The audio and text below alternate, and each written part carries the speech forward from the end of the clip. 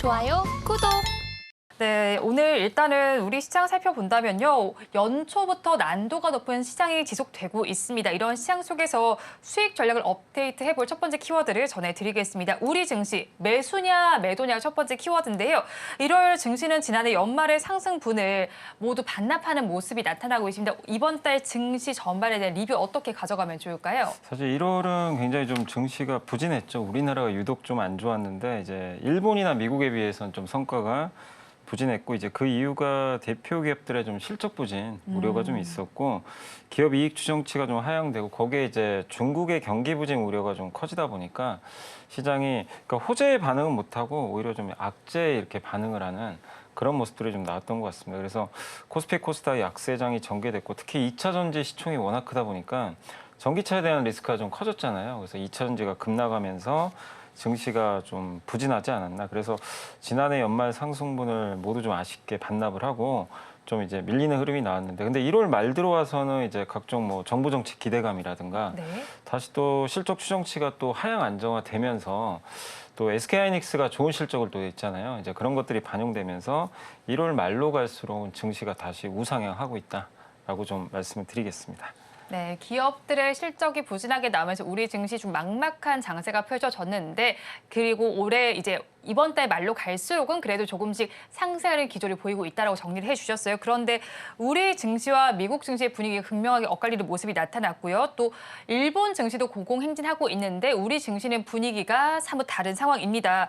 미국과 일본 증시가 축포를 터뜨리는 사이에 우리 증시는 이렇게 부진한 이유가 있을 것 같아요. 일단 이제 1월 증시 자체가 뭐 국가별 산업별로 차별화가 너무 심했어요. 그러니까 이제 중하권 비중이 높은 국가는 좀 약했고 대신에 미국 비중이 높은 국가들은 오히려 좀 선전한. 그러니까 뭐 인도라든가 일본 증시는 상대적으로 좋았던 것 같고 뭐 당연히 미국도 너무나 좋은 성과를 좀 냈죠. 근데 이제 미국 같은 경우는 AI가 중심이고 네. 거기에 일본은 이제 주주환원에 대한 기대감이 높아지면서 또 신고가 났고 인도는 뭐죠? 중국을 대체하는 국가 중에 하나잖아요. 근데 그런 이제 각각의 특징들이 있다 보니까 한국은 좀 어떻게 보면 여기에 속하긴 하는데 좀 이제 이들보다 강도가 약하다 보니까 이제 외국인이나 이제 다른 기관들의 선택에서 좀 밀린 게 아닌가라고 좀 보고 있고 아까 말씀드린 대로 또 저는 가장 결정타는 2차 전지였다고 봐요. 2차 전지가 작년 7월을 돌이켜 보면 그때 우리나라가 전 세계 제일 좋았거든요. 네. 그 이유가 2차 전지 때문이죠. 근데 지금 부메랑이 된 거예요.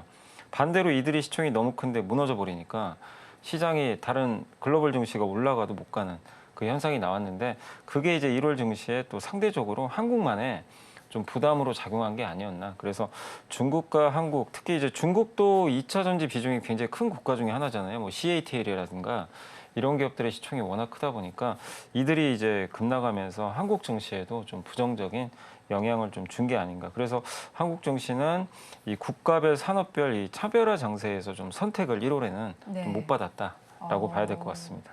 우리 증시가 국가별 산업별 장세에서 선택받지 못했다라고 정리를 좀 해주셨고요. 2차 전지가 끌어줬던 지난해 우리 증시와는 반대되게 또 2차 전지가 끌어내리고 있는 장세가 펼쳐지고 있습니다. 그래도 중국에서는 최근에 수조 원대 부양책을 내놨습니다. 이에 따라서 중국과 홍콩 증시는 급 반등하는 모습이 나타나기도 했는데 우리 증시의 차이나 리스크 해소에도 직접적인 도움이 될 수 있을까요?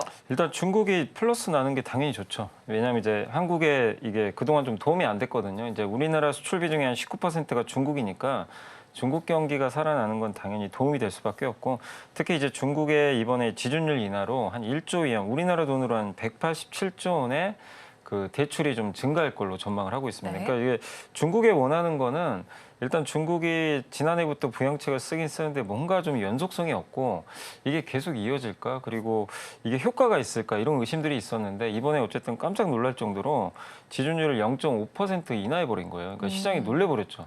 이 정도로 크게 인하할 줄은 몰랐는데 근데 이거 지준율 인하하고 나서 또 중요한 건 금리 인하까지 만약에 또 해준다면 다음 달에 연속성이 있는 거잖아요. 그래서 시장이 바라는 건 이게 단발성 인하가 아니라 뭐 금리 인하라든가 계속해서 좀 부양책을 꾸준하게 써준다면 시장도 이제는 좀 중국의 정책에 대해서 믿지 않을까. 근데 중국을 이렇게 자꾸 돈이 빠져나가는 건 이게 중국 경기가 좀 계속 좀 하강하고 있잖아요. 이런 상황에서 미국과 갈등도 있는데 부양책을 공격적으로 쓰질 않고 한 번 썼다가 또 한참 있다 쓰고 네. 이게 연속성이 좀 없다 보니까 시장은 그냥 실망한 거죠.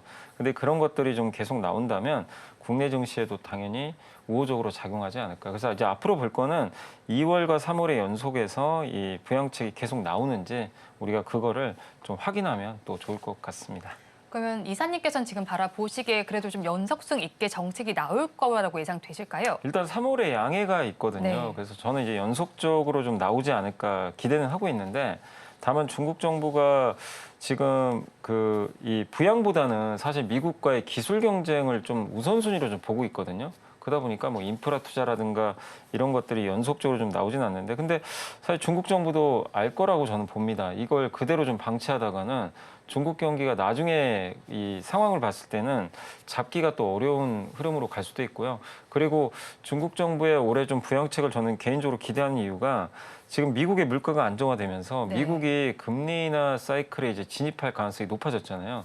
미국이 금리를 낮추면 당연히 금리 차가 좁혀진단 말이에요. 그럼 중국이 인하를 해도 부담이 없어요. 근데 이게 만약에 미국이 인상하는 사이클에서 중국이 내려버리면 금리 차가 너무 벌어집니다. 그럼 금리 인하하기가 굉장히 부담스러운 거죠. 근데 올해는 누가 봐도 미국은 한 3번에서 많게는 6번까지 금리 인하 가능성이 높기 때문에 그걸 본다면 중국의 부양책을 쓰기는 좀 부담스럽지 않은 그런 조건들은 갖춰져 가고 있는 것 같습니다.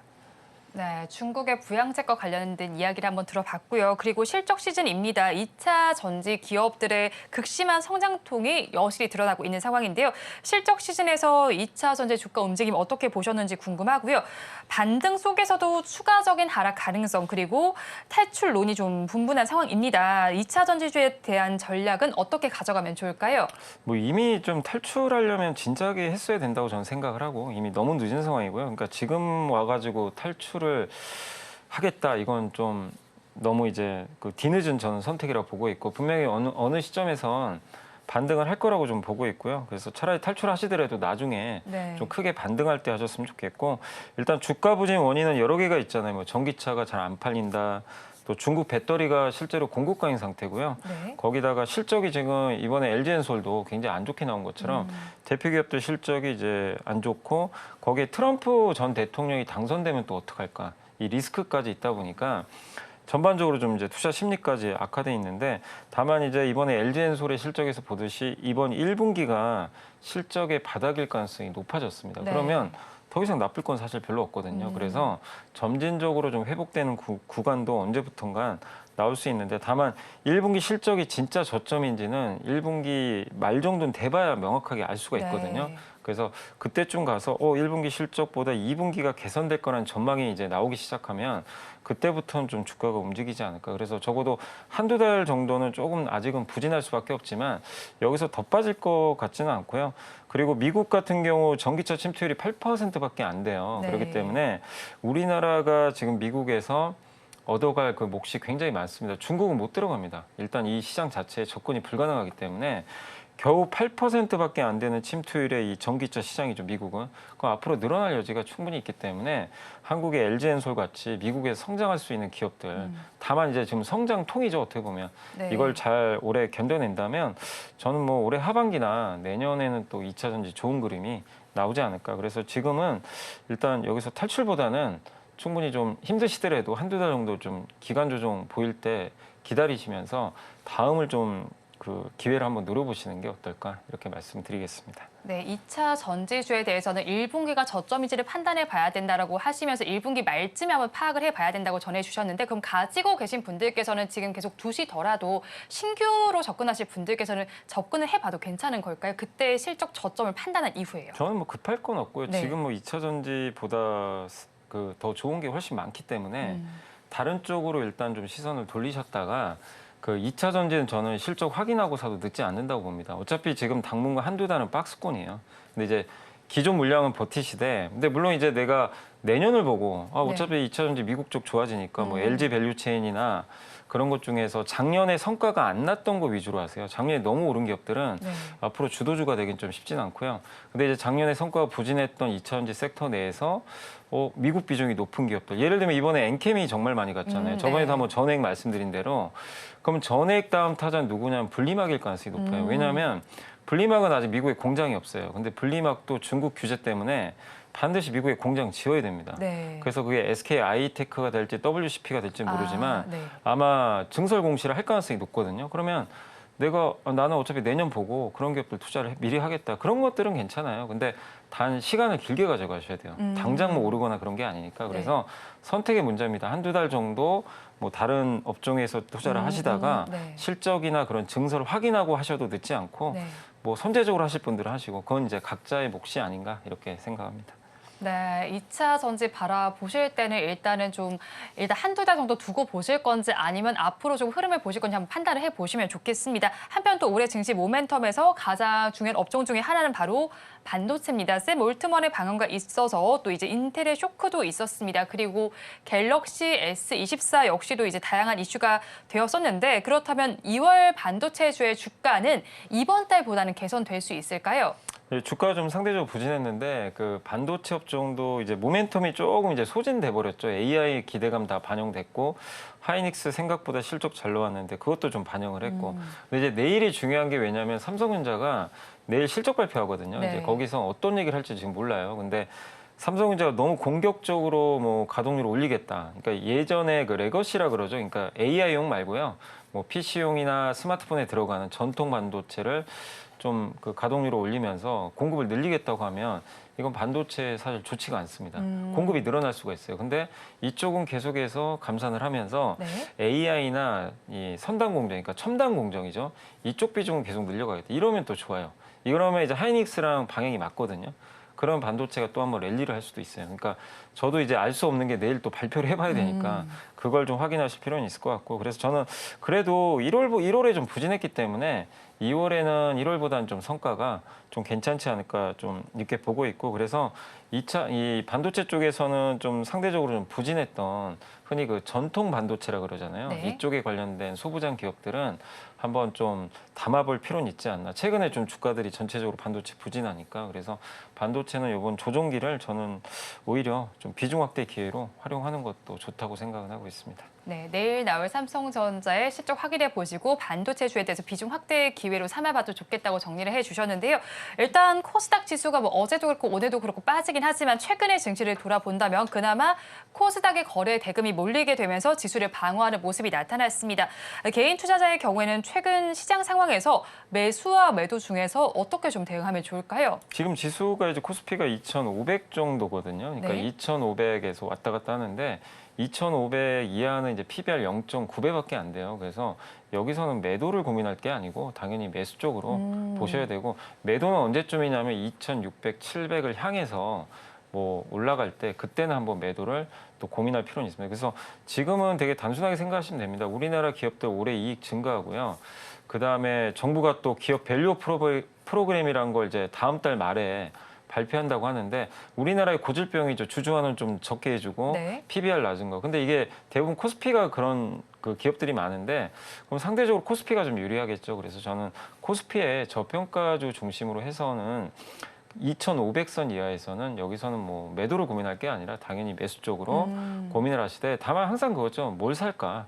어떤 기업을 투자할까? 네. 여기에 대한 고민이지 지금 뭐 주식 비중 줄일까 늘릴까 이거보다는 네. 어떤 기업을 내가 선정할까? 그거에 대한 좀 고민을 더 할 구간이 아닌가 이렇게 좀 판단을 하고 있습니다. 네, 어떤 기업을 사면 좋을지를 고민할 시간이다라고 정리를 해주셨습니다. 그럼 다음 키워드 알아보겠습니다. IT 신제품 흥행 돌풍입니다. 자, 삼성전자가 내놓은 세계 최초의 AI 휴대폰인 갤럭시 24 사전 예약 판매도 이제 기록을 좀 경신한 상황입니다. 그렇다면 이 부분이 어떤 상징적 의미를 지녔다고 보시나요? 일단 갤럭시 폰이 옛날에 예전에 초창기 모델 정말 잘 팔렸잖아요. 네. 그때 기본 한 4천만 대 이상 팔렸거든요. 근데 갤럭시 S가 이제 점점 성능은 좋아지고 있는데 아이폰에 밀리면서 이제 1년에 2천만 대 정도, 2천만 대 중반 정도 팔렸다가 그래도 이제 작년에 나왔던 S23은 좀 잘 팔았어요. 그래서 2,900만 대까지. 근데 예전에 비하면 한참 밑에 있는 거죠. 근데 지금 이번에 예약 판매가 121만 대니까 S23보다 높게 나왔고요. 만약에 여기에 또 AI 기능이 들어가 있잖아요. 그래서 저도 이번에 사실 좀 S24를 구매를 해봤거든요. 근데 네. AI가 좀 궁금해서 좀 구매를 해봤는데 어쨌든 새로운 기능이 들어간 거죠. 그러면은 일단 그 시장에서는 조금 더 사람들이 관심을 갖고 네. 여기에 구매를 할 가능성이 높다고 저는 보고 있습니다. 그래서 갤럭시 S24는 전작을 좀 뛰어넘어서 한 시장에서는 3,200만 대 정도 네. 판매를 할 것 같고 뭐 많게는 3,600만 대까지 보는 쪽도 있는데 그건 좀 너무 좀 공격적인 것 같고요. 그래서 저는 3,000만 대 이상만 좀 팔린다면 일단은 그래도 정말 오랜만에 3,000만 대 고지를 또 뛰어넘는 네. 거거든요. 그러면 반전의 계기가 생긴 거죠. 그래서 갤럭시 S24 어쨌든 일단 예약 판매만 봤을 때는 지금 충분히 성과는 좀 좋은 그런 제품으로 좀 기대를 해도 되지 않을까라고 말씀을 드리고 싶습니다. 네, 갤럭시 S24 판매량에 플러스 1을 해주신 이사님께서 써보신 결과 어떤가요? 뭐 저는 만족도가 네. 좋은데 다만 이제 AI는 좀 개선할 게 좀 있어요. 어떤 왜냐하면 이제 부분이요? 실시간 네. 통역이 되게 화제가 됐잖아요. 그러니까 인터넷으로 연결 안 하고 네. 내가 외국인하고 직접 실시간 통역 버튼이 있어요. 누르면 진짜 통역을 해줘요. 네. 해주고 이제 내가 그 한글로 볼 수가 있거든요. 무슨 얘기하는지. 다만 아쉬운 게 여행 가시거나 이런 건 좋아요. 짧게 네. 짧게 외국인과 대화한다. 그러면 거의 완벽합니다. 근데 네. 문제는 긴 통화를 하잖아요. 네. 문장이 길어지죠. 네. 그러면 되게 어색해요. 아. 문장이 자꾸 어색해져서 한국 사람이 알아들을 수는 있어요. 네. 아, 이런 문장이. 근데 네. 딱 봤을 때는 저 국어 공부 열심히 해야 되겠다. 누가 약간 봐도 외국인이 한 말인 것 같다. 그러니까, 네. 그러니까 문장이 길어지면 네. 좀 어색한 문장이 너무 많습니다. 그러니까 이거는 삼성이 업데이트를 또 나중에 해줄 텐데 아직은 그렇게까지 완벽하진 않다. 네. 그렇게 좀 느꼈습니다. 네, 아직은 발전할 부분이 있다라고 정리를 해주셨고요. 한편 또 애플의 비전 프로 이야기도 빼놓을 수가 없겠죠. 미국에서 사전 판매를 시작한 지 3일 만에 벌써 20만 대에 가까운 판매량을 기록하고 있습니다. 비전 프로는 사실 애플이 약 10년 전에 애플 워치를 공개한 이후에 또 다른 신제품이 아닐까 싶은데요. 그렇다면 애플의 비전 프로 출시에 따라서 어떤 종목들의 수혜가 예상될까요? 사실 이제 이쪽 관련돼서 기업들이 좀 많이 오른 것도 있는데 일단 이제 비전 프로가 많은 분들이 좀 걱정하시는 게 너무 비싸니까 네. 안 팔리는 거 아닌가. 그래서 좀 가격이 낮아져야 되는데 이게 500만 원짜리거든요, 거의. 근데 지금 20만 대 가까이 판매가 네. 됐다고 하니까 그래서 올해 아마 50에서 60만 대 정도 판매가 될 것 같고 근데 이게 대중화되려면 반드시 가격이 떨어져야 돼요. 네. 사실 500만 원 너무 비싸고 그래서 내년이나 내후년에는 아마 한 여기서 반절 정도 낮아진 가격에 아마 출시할 걸로 좀 기대를 하고 있는데 어쨌든 애플 아이폰 수혜 기업들이 주가가 너무 안 좋죠. 뭐 LG이노텍이나 BH 같은 기업들의 주가가 그냥 정말 계속해서 막 신저가 나고 좀 안 좋았는데 다만 이제 애플의 이런 새로운 신제품이 나오면 애플 아이폰에 공급했던 기업들한테는 또 호재가 될 수 있죠. 이쪽에 또 공급을 하게 되면서 그래서 카메라라든가 기판 또 디스플레이 이런 쪽이 다 사실 어떻게 보면은 아이폰 밸류체인과 이 비전 프로 밸류체인이 일단 기기는 어쨌든 다 같은 IT 제품이 들어가거든요. 거기에 기판 들어가고 카메라 들어가니까 수혜를 받을 것 같은데 다만 아직은 큰 수혜를 보시면 안 되는 게 아직은 판매량이 애플 아이폰에 비할 뿐 아니잖아요. 네. 애플 아이폰 같은 경우는 어쨌든 이제 억대가 넘는 그런 판매량을 좀 기록하는 그런 제품이기 때문에 이게 50만 대 팔리는 거랑 비교가 안 되는 수준이죠. 그렇지만 이 낮아진 그러니까 워낙 애플 아이폰 수혜주들이 워낙 기대감이 낮아져 있기 때문에 그 기업들한테는 조금 그래도 모멘텀은 좀 되지 않을까라고 좀 판단을 하고 있습니다. 네, 애플의 비전 프로 인기에 더불어서 우리 고객사들도 XR 신제품을 출시할 일정을 앞당길 예정입니다. 더불어서 XR 시장이 새로운 성장기에 접어들면서 새로운 기술이 또 주목을 받고 있는 상황이에요. XR 생태계 확장 속에서 게임주의 동반 상승을 기대해봐도 좋을지 궁금하고 이 새로운 기술에 따라서 주도하는 기업은 어딜까요? 이거를 좀 여러분들이 좀 공부하시면 좋을 게 얼마 전에 일본에서 만든 파몰드란 게임이 되게 유행을 했거든요. 네. 그러니까 이제 포켓몬 비슷하더라고요, 내용은. 근데 이제 6일 만에 800만 장을 이제 판 거예요. 그러니까 근데 이게 그냥 게임이 아니고 XR 기기를 이제 쓰게 되면은 XR 기능이 이제 접목이 돼서 굉장히 실감나는 이제 그 게임을 좀 즐길 수가 있는데 근데 여기 적용된 기술이 UEVR이라는 기술인데 네. 요게 이제 어떤 개발자가 일반 게임을 VR 게임으로 바꿔주는 이 기술이거든요. 그래서 이걸 접목을 하면 그냥 보통의 게임을 여러분들이 그냥 VR 게임처럼 활용을 할 수가 있는 거죠. 그래서 상당히 이제 XR 기기 판매에 도움이 될 수 있는데 XR 기기가 왜 그동안 좀 안 좋았냐면 할 게 없어요. 그러니까 게임이나 뭐 드라마나 영화나 이런 게 볼 게 많아야 되잖아요. 근데 XR기기 끼고 할 만한 게 그동안 없었던 거죠. 근데 기존에 나온 게임들을 XR기기에서 할 수 있게 바꿔준다. 이거 자체는 저는 상당히 우호적이라고 좀 보고 있습니다. 그래서 XR기기 관련해서 이 최대 약점을 좀 메꿀 수 있다는 측면에서 앞으로 좀 기대되고, 그래서 XR기기 부품주뿐만이 아니라 게임 업종 있잖아요. 네. 게임주들도 사실 그동안 우리나라 게임주들이 너무 안 좋았는데 어쨌든 앞으로 전체적으로 이 XR 게임이 시장이 커지면 우리 한국 게임사 입장에선 또 새로운 시장이 하나 열리는 거거든요. 그래서 게임주들 전반적으로도 호재가 되지 않을까 이렇게 판단하고 있습니다. 네, XR 기기와 관련된 종목과 더불어서 게임주도 좀 호재가 될 수 있다라고 정리를 해주셨습니다. 그렇다면 저희 마지막 키워드 열어보겠습니다. 뷰티 디바이스 활황입니다. 최근 글로벌 시장에서 K-뷰티에 대한 관심도 높아지고 있습니다. 이 관심이 뷰티 디바이스까지 확장이 되고 있는데요. 뷰티 테크를 주도하는 우리 기업은 어떤 기업이 있는지 궁금하고요. 관련 시장 현황과 함께 좀 짚어주시죠. 일단 이제 뷰티테크라는 게 화장품 같은 이제 미용 쪽에다가 IT 기술을 접목한 그런 거라고 좀 보시면 좋을 것 같고, 요즘에 이제 AI 기술이 좀 활용되다 보니까 스마트폰을 이용해서 사진을 찍어서 나의 피부, 나이까지 이제 측정을 할 수 있는 그런 기기들이 많이 나오는 것 같습니다. 그래서 홈 뷰티 디바이스라 그러는데 이 집에서 내가 이제 사용할 수 있는 의료 기기라고 보시면 좋을 것 같은데, 이런 시장이 좀 확대될 가능성이 높고, 가장 많은 분들이 관심 있는 게 아마 APR, 다음 달에 이제 그 네. 공모주 청약 대여로 네. 좀 알려져 있는데, 이 기업이 이제 가장 대표적이고, 그다음에 피부 미용 의료기기에서 대표 주자인 클래시스가 최근에 가정용 또 의료기기 하나 출시를 했거든요. 그래서 클래시스, 또 제약회사 중에 동국제약, 이런 기업들이 이런 사업을 지금 영위를 하고 있으니까 참고를 하시면 좋겠습니다. 네, 앞서서 말씀을 해주신 것처럼 APR이 좀 주목을 받고 있습니다. 다음 달에 상장을 할 예정인데 상장 일정을 한번 미루기도 하긴 네. 했죠. 그래도 이제 올해 들어서 조업급 대여인 만큼 관심이 높을 것 같습니다. 그렇다면 흥행에는 좀 성공을 할 수 있을까요? 충분히 할 것 같고요. 지금 이제 수요 예측이 2월 2일부터 8일까지니까 이제 다음 네. 주부터 이제 시작을 할 텐데, 여기서 이제 어느 정도 기관들이 참여할지는 좀 지켜보시고, 공모주 청약은 2월 14일에서 15일입니다. 네. 잡혀 있고, 공모가 밴드가 14만 7천 원에서 20만 원인데 예상 최대 시총이 1.51조 정도인데, 이걸 PER로 이제 그 증권사 애널리스트 분이 추정을 해봤더니 올해 네. 실적 대비 12배밖에 안 돼요. 그러니까 주가가 굉장히 저평가돼 있죠. 그래서 일단 공모가 기준으로는 그렇게 부담은 없는 수준인데, 다만 좀 단점은 유통 물량이 좀 많아요. 36% 정도 되니까 그건 좀 단점이지만, 그러나 워낙 또 밸류도 낮은 상태고 이 시장이 이제 막 좀 성장할 가능성이 높기 때문에 APR에 대해서 많은 분들이 좀 관심을 갖고 청약을 하지 않을까라고 좀 기대는 하고 있습니다.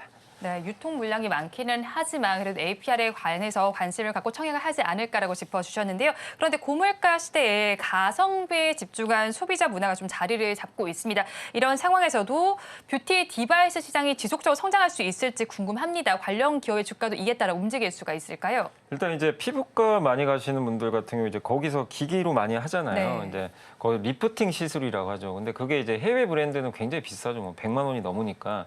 이제 우리나라 제품은 이제 10에서 한 100만 원 사이인데 네. 좀 저렴하긴 하지만, 근데 이거 계속 피부과 다녀야 되고 이게 비용이 만만치는 않거든요. 그러다 보니까 지금 이제 그 집에서 할 수 있는 이런 기기들이 나오게 되면 결국 내가 집에서 그러니까 가격은 한 2, 30만 원 정도 하는 것 같더라고요. 근데 이거를 연구소장 해가지고 할 수 있기 때문에 가성비가 좀 좋다라고 좀 많이 알려져 있고, 그러니까 화장품보다 성능은 좋은데 피부과보다는 좀 낮죠. 당연히 네. 낮겠지만 그 중간 시장을 좀 침투한다는 관점에서 긍정적이지 않을까 이렇게 보고 있고, 그리고 우리나라가 지금 홈 뷰티 디바이스 침투율이 8.4%거든요. 미국이 5.5니까 네. 침투율이 낮을수록 좋아요. 이미 높으면 이미 다 산 거기 때문에 성장이 나올 수가 없잖아요. 그래서 침투율이 이렇게 한 자릿수라는 거는 앞으로 이제 성장률이 늘어날 수 있다는 또 증거 중에 하나니까, 앞으로 이런 시장에 대해서도 한번 여러분들이 성장 관점에서 주목해 보시면 좋을 것 같습니다. 네, 오늘도 염승환 이사님과 세 가지 키워드 알아봤는데 여기 이제 염승환 이사님이 초기 본격적으로 가동할 시간입니다. 2월에 주목해 볼 만한 업종과 공략 전략까지 좀 전해 주시죠. 일단 이제 아까 말씀드린 대로 2,500 이하에서 주식 사는 거는 그렇게 부담스럽지 않기 때문에 2,500 밑으로 온다면 좀 겁먹지 마시고 기업들 위주로 좀 투자하시면 좋겠고, 근데 2월만 봤을 때는 2월 말에 가장 큰 이슈가 뭐가 있냐면 기업 밸류업 프로그램이 네. 정부가 발표할 예정이에요. 이제 일본을 약간 따라하는 건데, 저 PBR 관련주들에 대해서 많은 사람들이 아마 공부해서 찾아내려고 아마 노력을 많이 할 것 같습니다. 그래서 현금 많고 근데 배당 좀 많이 안 해주는 기업이 오히려 유리하죠. 네. 이제 그런 기업들을 압박을 할 가능성이 높기 때문에 그래서 주주 환원에 좀 인색하지만 돈은 꾸준히 잘 벌고 현금 많은 기업 이런 기업들을 아마 여러분들이 한 몇 개 정도 잘 찾아보시면 좋겠고 그런 기업들 중에는 지주사가 좀 많은 편인 것 같아요. 네. 그래서 거기에 좀 주목하시고 그다음에 긴 호흡으로는 여전히 올해 실적 좋아지는 업종이 반도체, 조선 또 아까 말씀드린 대로 헬스케어 같은 네. 또 IT 부품 업종들이 올해 실적 전망이 상당히 좋은 편이니까 이런 업종들은 뭐 시기를 불문하고 좀 조정이 나온다면 좀 꾸준하게 비중을 늘려나가는 전략도 좀 필요하지 않을까라고 좀 말씀을 드리겠습니다.